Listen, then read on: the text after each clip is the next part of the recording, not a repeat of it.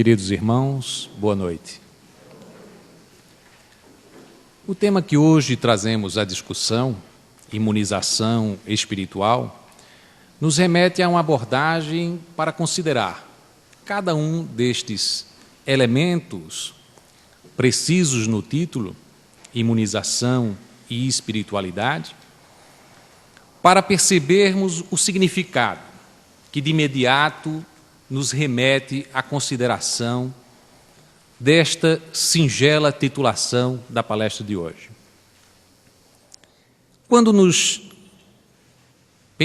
pensamos sobre o tema da imunização, a primeira referência que fazemos é aquela que nos remete ao nosso viver cotidiano, ou seja, diante da possibilidade de uma enfermidade, por exemplo, nós costumamos associar a ideia da prevenção, né, ou nos tornarmos imunes àquela doença, à solução e o remédio de buscarmos uma vacina. E a vacina, portanto, nos imunizaria, nos tornaria, portanto, isentos da influenciação daquela mazela, daquela doença, daquele vírus, que tememos vir a contaminar o nosso corpo. Então essa é a primeira ideia que se nos apresenta, a ideia da imunização. A segunda ideia que também está associada a ela, de termos a espiritualidade como um elemento de desconforto e, portanto, buscarmos nos imunizar do ponto de vista espiritual, nos dá a ideia também que para nós o mundo espiritual pode representar, ou pode nos dar a ideia, nos conferir a impressão de termos um perigo associado a essa esfera do invisível. Portanto, é uma ideia que associamos àquela nossa vivência cotidiana. Nós temos medos, temos receios em diversas circunstâncias, fizemos a analogia diante de uma doença, mas as nossas infelicitações, os medos que temos no viver, eles são de ordem muito mais amplas do que a da enfermidade do nosso corpo físico. Assim é que temos medo dos assaltos, temos medo de termos a possibilidade da traição de uma amizade ou de um amor, né, num relacionamento qualquer. Nós temos o medo e as incertezas diante das dificuldades sociais que se apresentam, com um mundo recheado de violências, de contradições. Temos o medo, alguns de nós, de uma situação de infortúnio financeiro e buscamos as imunizações que o mundo material buscam oferecer. Diante da possibilidade da violência, nos imunizamos com as cercas elétricas e ali pensamos estar diante de uma solução para aquele infortúnio. Diante das incertezas de ordem financeira, buscamos nos acercar de todas as garantias para o nosso desenvolvimento profissional, seja ele através dos estudos, seja mesmo aquela possibilidade de nos resguardarmos diante de insucessos financeiros ao realizarmos as nossas poupanças, etc. Mas voltando à dimensão que queríamos trazer para cá. Quando dizemos imunização espiritual, estamos com a impressão de que esse nosso mundo material, aquilo que nós pensamos ser a verdadeira vida, ela pode estar sendo ameaçada naquilo que conferimos com a ideia de equilíbrio do viver, por alguma dimensão que está oculta aos nossos sentidos, à nossa visão, à nossa impressão imediata. De tal sorte que, em muitas circunstâncias, às vezes a gente se encontra em desequilíbrio. Há um desequilíbrio físico, fazemos os nossos exames, e os exames, naquilo que eles conferem a possibilidade de uma leitura, um diagnóstico sobre a nossa saúde, apresenta-se completamente a sua saúde como perfeita. E aí dizemos, mas eu estou me sentindo mal, então deve ter uma influenciação que não pode ser explicada por esse mundo material. Quem sabe não estou sendo vítima de alguma coisa do plano espiritual. Ou, quem sabe, aquelas pessoas que fazem associações para tudo. Então estão vivenciando uma sequência de situações de desconforto, de perdas associadas à morte de algum ente querido, a insucessos de toda sorte, e aquele conjunto de insucessos, a gente tem a ideia, alguma coisa está ocorrendo na minha vida e isso tem uma influenciação espiritual.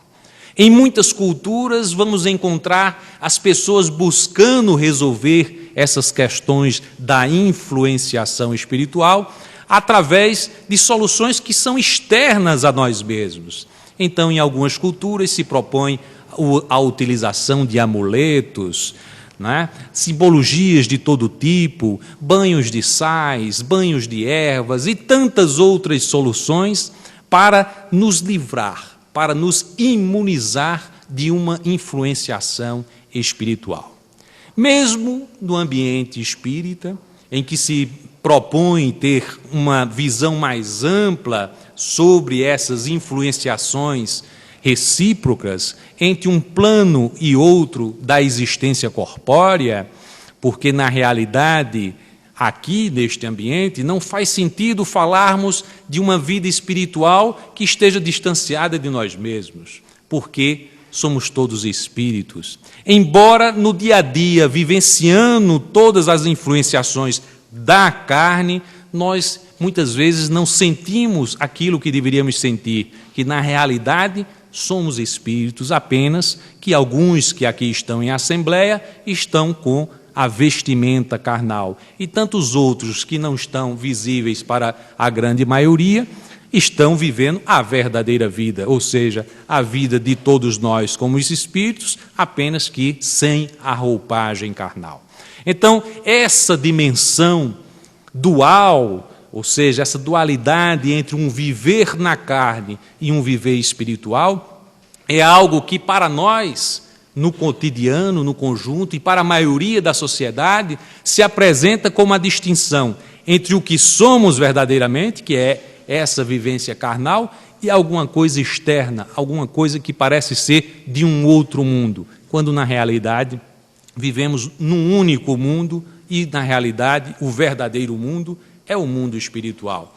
É aquele que transcende. Quando estamos, portanto, despido da roupagem carnal, podemos perceber, além daquela existência, a existência no plano espiritual, aqui estamos, portanto, vivenciando naquele instante, e ainda a percepção do mundo carnal. Então é apenas uma mudança de perspectiva, mas é o mesmo plano, a mesma existência. Mas voltando, portanto, à ideia que é comum nas pessoas, estamos buscando uma imunização espiritual. E buscamos essa imunização espiritual mesmo no ambiente espírita, com essa perspectiva de que, em buscando alguma coisa, um passe, uma orientação no atendimento fraterno, algo que seja externo a nós mesmos, iria ser a solução da nossa existência. Obviamente que não é esse o receituário que se depreende, por exemplo, do Evangelho do Cristo. Não é, portanto, também o receituário que se depreende da própria codificação espírita, porque, na realidade, o receituário que é sugerido pelo Cristo é todo um roteiro de melhoramento íntimo que cada um de nós devemos ter em conta. Ou seja, as soluções dos nossos conflitos e, portanto, o tipo de influenciação que venhamos a ter na carne e do plano espiritual depende fundamentalmente do nosso agir, das nossas condutas, da forma como levamos as nossas vidas. E eu queria trazer para vocês, com essa mesma titulação, uma mensagem do Espírito Emmanuel, através da psicografia de Chico Xavier, em que ele aborda esta questão, e aí, em fazendo a leitura dessa mensagem, nós nos remeteríamos à consideração de partes dela. Pois bem, O Espírito Emmanuel nos diz: se te decides efetivamente a imunizar o coração contra as influências do mal, é necessário te convenças que todo minuto é chamamento de Deus à nossa melhoria e renovação. Que toda pessoa se reveste de importância particular em nosso caminho.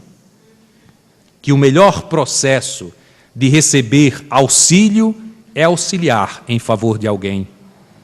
Que a paciência é o principal ingrediente na solução de qualquer problema. Que sem amor não há base firme nas construções espirituais. Que o tempo gasto em queixa é furtado ao trabalho. Que desprezar a simpatia dos outros em nossa tarefa é o mesmo que pretender semear um campo sem cogitar de lavrá-lo. Que não existem pessoas perversas, e sim criaturas doentes, a nos requisitarem amparo e compaixão. Que o ressentimento é sempre o foco de enfermidades e desequilíbrio. Que ninguém sabe aprender e ninguém aprende sem estudar. E que, em suma, não basta pedir aos céus, através da oração, para que baixem à terra, mas também cooperar, através do serviço ao próximo, para que a terra se eleve igualmente para os céus. Essa belíssima mensagem de Emmanuel nos convoca à percepção destes elementos fundamentais, que significam um roteiro preciso para a nossa imunização espiritual. Para nos imunizarmos da influenciação do mal, é preciso que busquemos construir um roteiro existencial novo, que nos permita uma identificação da vida, com uma angulação completamente diferente, porque agora estamos percebendo que o que somos efetivamente é que somos efetivamente espíritos. Então as nossas necessidades são muito mais amplas, muito mais significativas do que aquelas que estão adstritas às necessidades corpóreas. Porque sentimos frio, certamente, sentimos fome, necessidade de abrigo, temos as necessidades nos nossos relacionamentos também, para que neste relacionamento tenhamos o conforto, a compaixão em algumas circunstâncias, a consolação. Então temos na existência necessidades que são referidas às necessidades físicas, tipicamente físicas, e às necessidades de relacionamento. Mas para além dessas necessidades, temos as necessidades espirituais. E essas necessidades espirituais, elas nos remetem a uma ideia muito mais ampla do que a ideia da nossa existência atual. Porque nos buscamos identificar as nossas necessidades num campo e numa perspectiva que nos faz conectar com o mais alto. Porque não podemos identificar as nossas necessidades sem buscarmos inicialmente olhar para cima e dizermos: Senhor, numa situação em que já se projeta uma perspectiva em que nos fazemos ajoelhar diante de uma superioridade que é o plano divino, diante da nossa própria existência. E essa diminuição de nós mesmos, simbólica, é o engrandecimento da nossa alma. Porque só conseguimos nos tornar grandes efetivamente quando começamos a nos recolher na nossa perspectiva egóica, do nosso egoísmo, nas nossas vaidades, nas nossas fraquezas, e nos colocamos frente à grandiosidade do amor divino e perguntamos sinceramente: Senhor, o que queres tu que eu faça? Senhor, qual é a necessidade da minha evolução? E quando fazemos um roteiro existencial em que essa pergunta é cotidiana, em que sentimos necessidades, se não diárias, semanais, de buscarmos ter um momento todo próprio para nós mesmos, para fazermos essa pergunta, aí conseguimos colocar a nossa vida numa perspectiva nova. Porque a nossa vida ganha o significado do que essa existência, que para nós pode ter até uma amplitude, pensarmos em 80 anos, digamos para até os mais jovens, podem parecer uma coisa imensa, mas quando nos percebemos como espíritos imortais, essa experiência na carne é curta, é imediata, é um tempo no nada diante de toda a eternidade do nosso processo evolutivo. E o Espírito Emmanuel nos faz a primeira observação que todo minuto é chamamento de Deus à nossa melhoria e renovação. E aí, a perspectiva do nosso tempo existencial, desse tempo que identificamos na experiência corpórea de hoje, ganha uma dimensão extraordinária.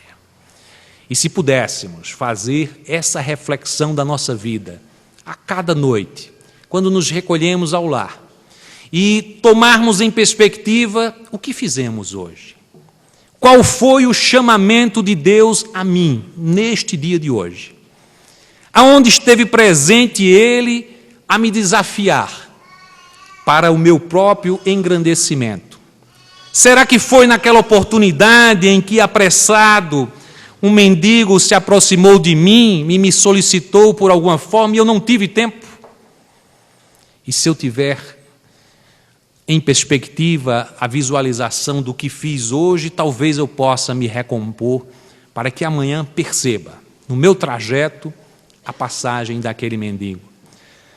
Mas, se não for exatamente isto, e se for prestar com mais atenção às necessidades que estão em nossa casa, no nosso filho, aquele filho com quem não conversamos há algum tempo e que ele se mostra irritadiço, nervoso, de alguma forma estranho o seu comportamento, ou quem sabe ausente, ou quem sabe dentro das suas inseguranças, a necessitar do apoio, do carinho, da compreensão, da conversa.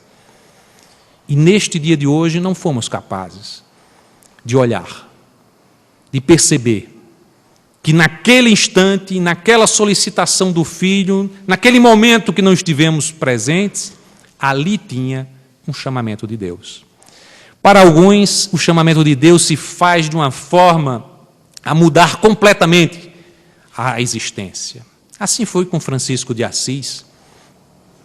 Ao ser chamado e diante de toda a sua juventude, como um jovem rico de então, com todas as facilidades na sua vivência, de um jovem com todas as possibilidades do gozo da vida juvenil, e ter que fazer uma investigação de si próprio, se recolher, viver a angústia das contradições de um espírito que, afinal de contas, era um apóstolo reencarnado, João Evangelista, e que, diante daquela circunstância de revelação de si mesmo,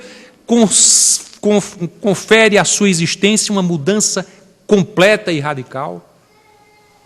Mas se não for exatamente Francisco de Assis, para não nos colocarmos numa dimensão de tanto distanciamento da grandiosidade daquele espírito, podemos talvez, sintonizados com o exemplo dele, mudarmos em muito a nossa própria experiência. No programa Viver com Fé, que a jornalista Cissa Guimarães realiza, na Globo News, ou no GNT, me lembro, há um caso extraordinário. Era um bailarino, desses casos era de um bailarino. Ele era uma pessoa que buscava, ansiava por uma mudança na sua existência. Ele tinha tido a perda do seu irmão e aquilo tinha sido para ele, ainda jovem, uma motivação de um desgosto profundo, passou por uma ansiedade muito grande. E ele buscou em meditações, no budismo, em várias experiências religiosas, aquilo que buscasse a solução para aquelas angústias interiores. Mas era alguém dedicado às artes e, portanto, experimentou na sua juventude, né, com a sua atividade, de teatro e de dança, né? Todas as possibilidades do gozo existencial que aquela juventude dos anos 70, 80 experimentou. E ele estava exatamente num desses momentos em que uma atividade artística o levou a Roma. Ele estava com uma atividade, era um balé, inclusive que os personagens, ele se dizia, não era muito cristão a peça que estava realizando, tinha nus artísticos, etc. e tal. Mas ele estava em Roma, e caminhando por Roma, ele viu passar por ele um jovem baixinho, né, com uma felicidade, irradiando felicidade. Trajava uma batazinha com um cordão amarrado e unicamente com os pés descalços passou por ele. E ele olhou para aquele jovem e viu tanta felicidade nele que o seguiu. E seguindo para ele parou e disse, mas quem é você? Aí o jovem se identificou como um franciscano, revelando o que é que significava para a sua vida, né? A sua existência, a mensagem de Francisco de Assis. E aquilo tocou tão profundamente, aquela felicidade que ele via naquele jovem, ele disse, eu vou a Assis. E foi a Assis, e fazer uma visita em Assis. E andou por aquelas ruas, por aquelas ladeiras de Assis, e quando foi depois, chegou exatamente na catedral, e lá embaixo, onde tem uma capelazinha, ele desceu lá. Para os que foram, é uma experiência indizível. E ele, diante daquelas peças de Francisco de Assis, eu tive a oportunidade de estar lá, é uma experiência extraordinária ver aquela pedra que Francisco apoiou a sua cabeça nos seus últimos instantes, e com o qual ele foi sepultado, as suas mantas, né, aquelas batazinhas simplíssimas, as suas correspondências escritas com a sua mão, sandálias. Aquilo é uma emoção tremenda. Eu, particularmente, quando fui, saí de lá chorando. Pois bem, esse jovem teve um desmaio lá na capela. Era final de tarde e, portanto, os franciscanos o receberam, levaram para atender, mas quando ele acordou e tudo mais, e conversando, sendo tratado pelos franciscanos lá, percebeu-se que já tinha passado a hora dele retornar e pegar o trem para Roma. E aí o franciscano que estava falando com ele disse, por que você não passa a noite aqui? Ele disse, mas eu não posso, eu tenho minhas atividades. Não, fica aqui, você ainda não deve estar se recuperando. Veja bem, se algo aconteceu aqui, talvez seja um sinal. E ele, conversando com esse jovem, descobriu que esse jovem tinha sido também um bailarino de uma companhia de dança famosa em Milão, e que deixou tudo para seguir a vida franciscana. Mas olha que coisa extraordinária diante dessa situação. E ele, portanto, foi convidado a vivenciar um pouco ali aquela experiência em Assis.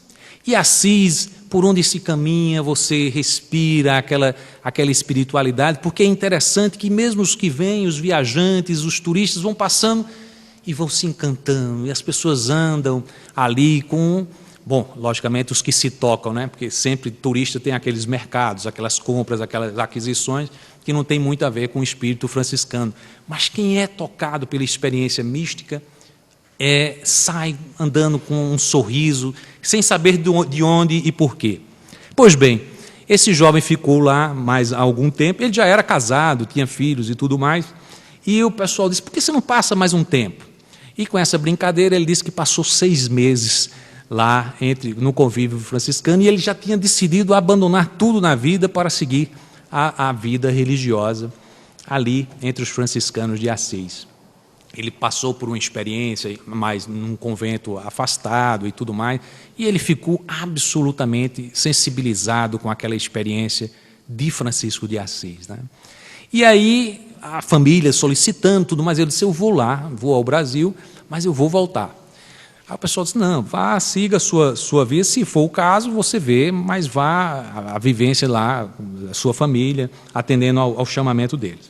E quando chegou ao Brasil, o pessoal fez de tudo para tentar segurá-lo, né? E ao tentar segurá-lo, disseram, olha, o que é que nós podemos fazer? Nós podemos fazer uma peça, eu estou pensando numa peça dos amigos dele para tentar segurá-lo, uma peça sobre Francisco. Vamos fazer uma peça sobre Francisco de Assis, dançando e tudo mais. Você faz, aí depois você vê se você quer voltar para lá e tal. Aí ele pensando assim, eles estão querendo me pegar, mas eu vou fazer a peça e depois eu vou voltar para lá. Pois bem, essa peça foi um extraordinário sucesso. E nesta brincadeira da peça, quer dizer, ganhou o corpo, ele passou 10 anos, não é, trazendo ao palco a vida de Francisco de Assis. E ele diz que a emoção maior dele foi que, ao final desse 10º ano, ele foi apresentar a peça de Francisco de Assis em Assis. E ali culminou, e ele chegou e falando lá, foi à capela e disse, aí, meu santo, era isso que você queria, fizemos essa jornada. Essa jornada interior desse jovem.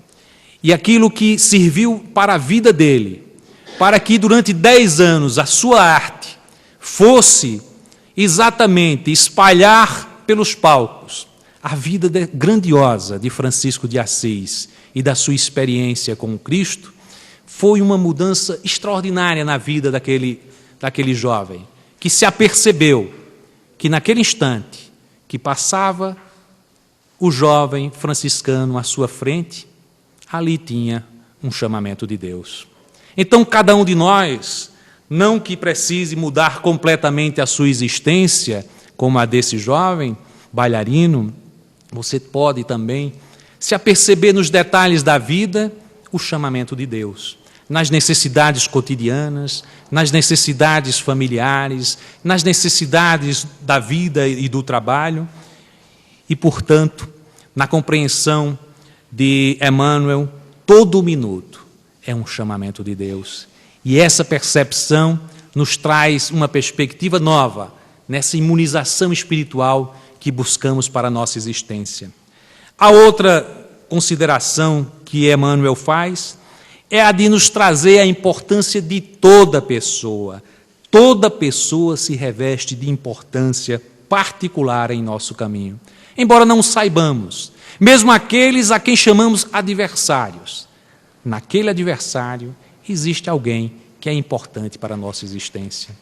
Porque certamente não é apenas na existência da amizade, na existência amorosa, na existência fraterna, que encontramos os contributos para a nossa elucidação do sentido e da significação da nossa vida. Precisamos ser presentemente chamados à atenção pelos nossos adversários. Esses nossos adversários nos advertem para as nossas imperfeições, para os nossos descaminhos, para os nossos erros. Muitas vezes de forma a trazer grandes aborrecimentos, mas a vida não é uma passagem, pelo menos aqui, essa experiência carnal, no momento em que aqui estamos vivendo, no mundo ainda de provas e de expiações, não é uma experiência em que nos possamos viver imunes a qualquer intempérie, imunes a qualquer adversidade, a qualquer insatisfação. Nem o Cristo viveu essa experiência. Mesmo o Cristo esteve diante de adversários e mesmo o Cristo teve que ter a sua cota de traições, a sua cota de abandonos. E se refletirmos que ao Cristo ocorreu tudo isso, por que a nossa existência deveria ser diferente? Por que não teríamos, então, a presença, em alguns momentos, desses adversários, das incompreensões e das traições? Certamente, toda pessoa se reveste de importância nas nossas vidas, aquelas que nos cercam de afeto, de amor, aquelas que nos trazem o ânimo, a expectativa do bem viver e também aquelas que nos trazem os aborrecimentos. A outra perspectiva que Emmanuel nos traz é que o melhor processo de receber auxílio é auxiliar em favor de alguém. Numa passagem do livro Jesus no Lar, Neio Lúcio chama para uma reunião ocorrida na casa de Simão Pedro, numa daquelas primeiras experiências do Evangelho no Lar, em que o Cristo trazia um ensinamento fantástico aos seus apóstolos. Ali estavam eles a discutir sobre a importância do auxílio, para que as atividades do Evangelho e da Boa Nova pudessem ser transmitidas a um campo mais largo dos habitantes de Cafarnaum. E o Cristo nos trouxe, com uma pequena historieta, um auxílio extraordinário à reflexão sobre o valor de se auxiliar alguém. E ele dizia que numa jornada vinham 2 viajores, eram companheiros de jornada, e eles estavam enfrentando uma intempérie. Era uma tempestade muito grande e naquele momento eles temiam pela sua própria vida, porque fazia muito frio e a estalagem que eles teriam abrigo ficava muito longe. E diante daquela preocupação começaram a andar muito rapidamente. Mas eis que um avistou que havia uma criança caída diante deles na estrada. E o outro chegou e disse, ela já está aí, não podemos perder tempo, senão seremos nós a morrer, vamos seguir adiante. E o outro disse, não, mas não podemos deixar essa criança aqui. E pegou ele pelo braço e disse, eu não vou poder esperar. Você fica aí, eu vou seguindo adiante. Ele disse, não, tudo bem, mas eu não vou poder deixar essa criança aqui. E agasalhou-a em seu peito e continuou, mas a tempestade foi se tornando cada vez mais forte. E com muita dificuldade, com muito atraso, esse homem conseguiu chegar com essa criança no abrigo. E quando chegou lá e perguntou pelo amigo que já deveria ter chegado, soube que ele não encontrou. E no outro dia, quando em busca desse companheiro de jornada, encontraram morto ao longo da estrada. Porque como Cristo trazia nas elucidações, o auxílio mútuo da criança para o homem que o carregava e do homem para a criança, trouxe naquela situação de intempérie o calor humano de um para o outro, que permitiu que eles enfrentassem aquela tempestade e chegassem com vida na estalagem. Mas aquele que foi sozinho, aquele que foi apenas com a companhia do seu próprio egoísmo, não conseguiu chegar ao seu destino. E naquele ensinamento do Cristo, havia toda a reflexão que precisamos trazer de que o outro é importante na nossa vida, mas o outro é importante na nossa vida na medida em que saibamos cultivar o valor do auxílio que nos faz entender um ao outro como irmãos. E essa lição extraordinária que o Cristo veio trazer apenas vem dar sentido àquela máxima que é a maior lição que ele nos trouxe, a de nos elucidar que Deus é Pai de todos e que somos todos irmãos, porque somos todos filhos de Deus. Essa perspectiva não pode estar dissociada da nossa percepção de sermos espíritos e evoluir na senda espiritual. Para nos aproximarmos das altas esferas, só se pode fazer efetivamente aquele que se entende irmanado a outros na jornada, e que o outro é importante na nossa vida, e que o outro é importante na medida em que ele me demanda auxílio, e em auxiliando eu estou sendo auxiliado. Ao final de contas, para nos remetermos a uma lição trazida pelo Francisco de Assis, é dando que se recebe. Essa compreensão dessa frase tão forte, é dando que se recebe, que foi tão e tão denegrida pelo mundo da política, em que as trocas de favores foram simbolizadas por essa mensagem de Francisco de Assis. Ela nos remete para uma ideia completamente nova. Porque o é dano que se recebe nos tira daquela dimensão de que somos, em alguma circunstância, beneficiados por Deus para realizarmos algumas tarefas e o outro não o seja. Na realidade, não existe nada em desequilíbrio no ordenamento divino. Porque se estamos em condições, como médicos, como professores, de exercer alguma atividade que pode vir a prestar serviço ao nosso semelhante, se temos recursos financeiros com os quais podemos auxiliar os nossos semelhantes, nada temos de nosso. Tudo é empréstimo. Temos que prestar conta do que somos, com aquilo que nos foi dado como instrumentos. Sejam eles os instrumentos do conhecimento, os instrumentos das condições financeiras, os instrumentos quaisquer que sejam. Nós o temos para realizarmos um esforço de engrandecimento espiritual. E muitas vezes, aquele que aqui tem, na condição de empresário, ou na condição de um tipo de serviço, né, de grande expressão para o benefício social, como os professores, como os médicos, realizam uma atividade para o seu próprio serviço. Porque as pessoas que, em geral, são colocadas em situações de serviço são absolutamente necessitadas de aprender a ajudar os outros. E quando nós estivermos em condições de dar uma esmola, quando estivermos em condições de ir a um hospital e trazermos algum alento a alguém que está necessitado, lembremos sempre que não estamos dando nada, estamos trocando com o outro, em absoluto equilíbrio, porque aquele que está recebendo precisa aprender a conhecer no outro irmão a generosidade. E nós, na situação de estarmos dando, precisamos aprender a generosidade de dar. Precisamos, essa é a nossa necessidade, esse é o nosso desafio. E quando percebemos isso, encontramos o equilíbrio extraordinário que Deus nos proporciona. E aí, nesse instante, talvez, consigamos perceber o chamamento de Deus, o significado existencial e uma possibilidade extraordinária para nos imunizarmos do mal. Porque o maior benefício para nos imunizarmos do mal é a prática do bem. Emmanuel nos convida a sermos pacientes e a colocarmos o amor em tudo o que fazemos. Estávamos falando aqui da possibilidade de realizarmos na nossa atividade cotidiana o bem, a caridade. Mas não só na atividade cotidiana.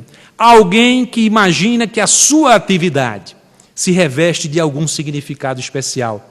E outros não conseguem perceber, porque trabalham numa atividade burocrática, digamos como um caixa bancário, num atendimento numa instituição pública, porque trabalha com a matemática, com o cálculo, e não consegue enxergar naquela atividade algo que seja proveitoso à vida dos outros.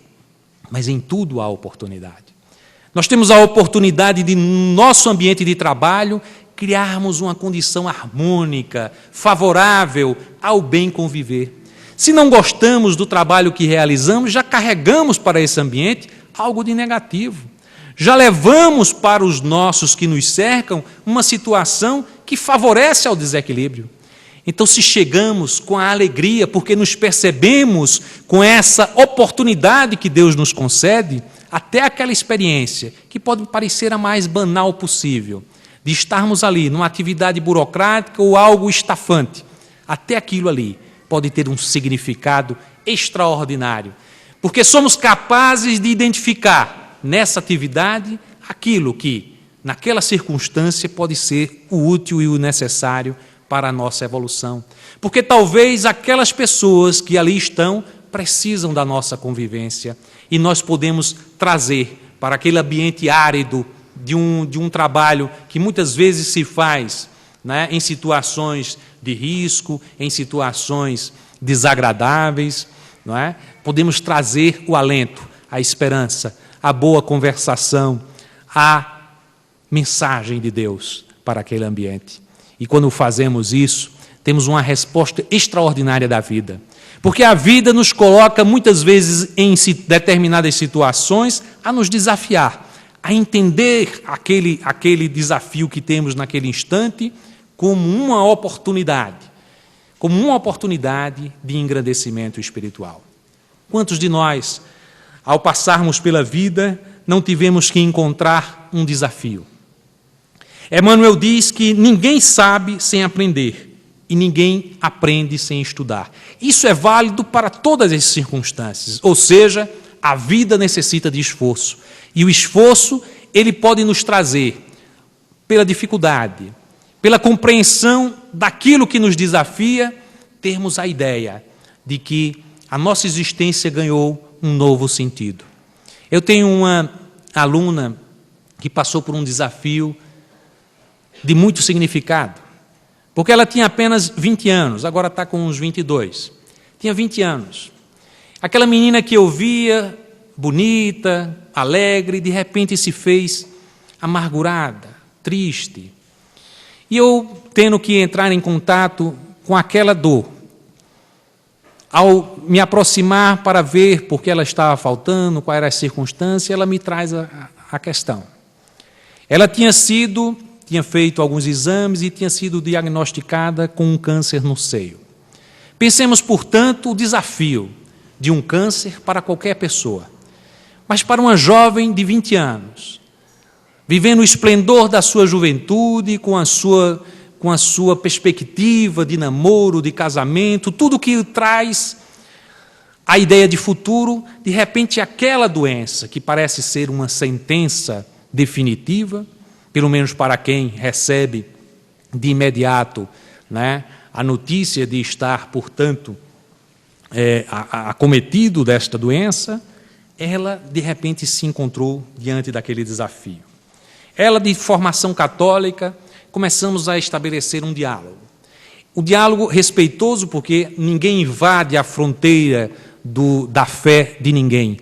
É preciso chamar a possibilidade do diálogo interreligioso com a absoluta capacidade do entendimento, do alcance e da importância da fé que cada um carrega. Mas quando começamos a estabelecer um contato, porque como Emmanuel nos diz aqui,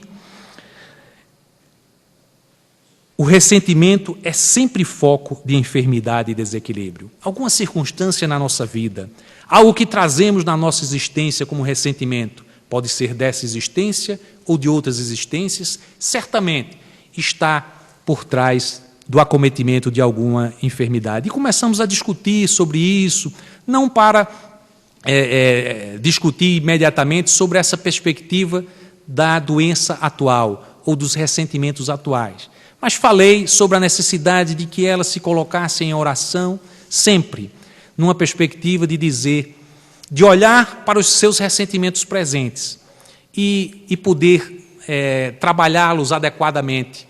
E, em segundo lugar, numa perspectiva que talvez ela não acreditasse, mas que, se fosse o caso, de outras existências, ela colocasse isso em perspectiva de que também buscasse o perdão de quem quer que fosse, que em outra existência tivesse lhe atrapalhado o caminho, para que se libertasse de qualquer sentimento. E iríamos orar, certamente, nós e ela, por outro lado. Mas se por acaso eu imaginei estar trazendo para aquela criança, para aquela jovem, né, aquela menina passando por uma dificuldade, alguma coisa que pudesse ajudá-la, ela me ajudou extraordinariamente com seu exemplo de fé. Com a fé que experimentou no tratamento, que é um tratamento, né, para os que passaram por ele, de uma violência muito grande, particularmente para quem tem que sofrer a retirada de um seio e tudo mais, e ainda mais numa jovem. Isso é uma circunstância muito forte, mas a fé que essa menina trouxe para o seu enfrentamento é algo de uma lição extraordinária. E logo depois, ela já passou por todas as circunstâncias, eu tive a felicidade de orientar o seu trabalho monográfico, e essa jovem passou a ser como que uma filha do coração para mim, como uma filha mesmo, né, com um amor todo especial, porque ela me trouxe um exemplo de fé que era absolutamente, que na minha vida, poucos exemplos foi tão significativos como o dessa jovem, como ela lidou com aquela aquela adversidade com tanta fé, com tanta vontade de viver e com tanta confiança em Deus. Então, ela hoje é chamada para dar algumas palestras. Ela diz, mas eu sou tão jovem para falar sobre experiência de vida. Eu digo, há experiência de vida em cada minuto da nossa existência. E a sua experiência é uma experiência de fé extraordinária, de entender aquele significado. E a sua vida ganhou colorido novo. As divergências familiares foram sendo dirimidas. Ela tinha os pais separados, pouca convivência com o pai, e houve um reencontro para a sua vida de um significado extraordinário. De forma que, se para a vida dela aquela experiência foi um transtorno, foi um obstáculo a ser vencido, para os que circundaram ela, os seus amigos e esse professor que a acompanhou, foi uma lição extraordinária de fé, que é também um dos antídotos extraordinários a nos imunizar contra o mal. E, por fim, para nos caminharmos à resolução dessa nossa consideração da imunização espiritual, Emmanuel nos chama a atenção de que temos que entender que não existem pessoas perversas, e sim criaturas doentes a nos requisitarem amparo e compaixão. Quando estamos diante de tantas notícias que realmente nos consegue retirar do equilíbrio interno, como as mais recentes violações contra crianças, toda a violência registrada mais recentemente nos noticiários, que não cabe trazermos a lume numa noite radiosa como a que estamos vivenciando ao tratarmos essa mensagem de Emmanuel em particular. Mas é o entendimento que temos que passar a ter sobre os nossos companheiros e os nossos irmãos de jornada que cometem atos de perversidade. Porque são irmãos de jornada. Porque o Cristo nos disse de forma absolutamente literal: ninguém irá se perder no caminho. Todos somos irmãos. Todos somos filhos de Deus. E quando temos a oportunidade, diante de todos esses atos de violência, de fazer uma oração pelas vítimas, necessária, adequada, justa, em conformidade e em sintonia com os nossos sentimentos cristãos e de solidariedade, devemos fazer também, como Cristo o fez, uma oração por todos aqueles nossos irmãos que ainda estão sendo movidos pelo ódio, movidos pela violência, porque estes irmãos irão ficando na retaguarda, eles irão ser descaminhados para mundos inferiores nesse momento de transição da Terra e seguirão com essa jornada mais atrasada, o caminho evolutivo necessário, porque o amor de Deus alcança a todos e oferece oportunidade a todos.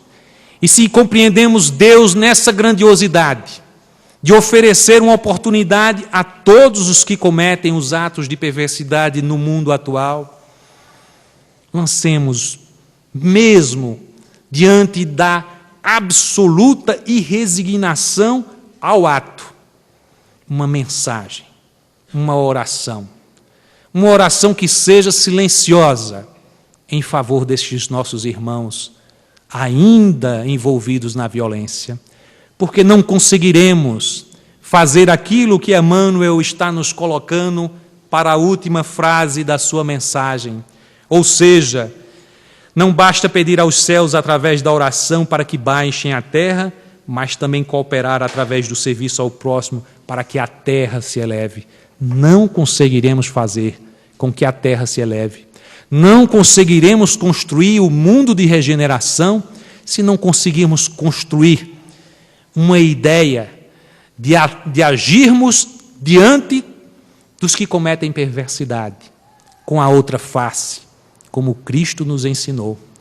Nós não podemos conseguir, não iremos conseguir transformar o mundo, o céu, na terra, se não começarmos a construir outras instituições de reparação no nosso sistema prisional e penitenciário, capaz de atingir a estes que cometem perversidade com o amor do Cristo, com a possibilidade da recuperação e da regeneração.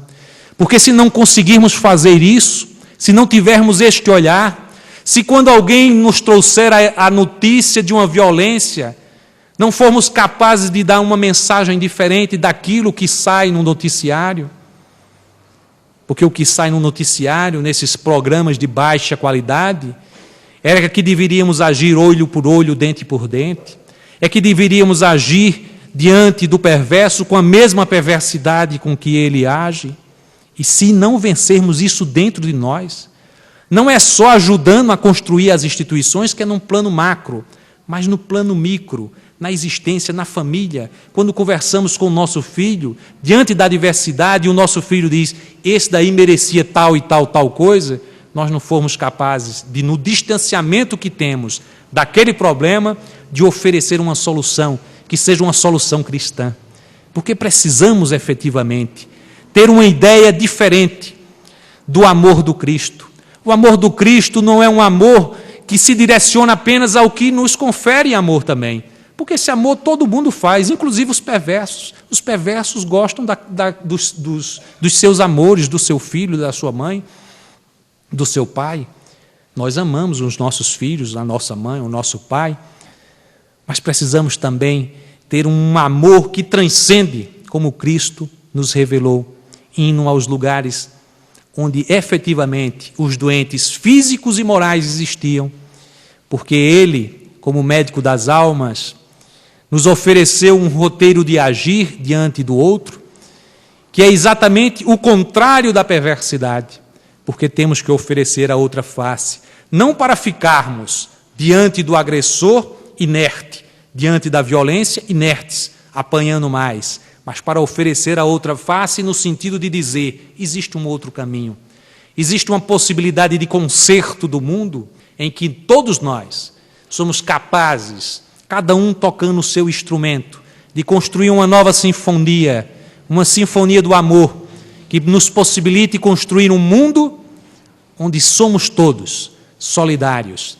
E ao sermos solidários, nos reconheçamos que a preocupação do outro, a dor do outro, a alegria do outro me contamina por inteiro, porque eu sou o meu irmão sou eu, e entre mim e o meu irmão existe a palavra de Deus. Que o amor do Cristo faça morada hoje e sempre no coração de todos nós.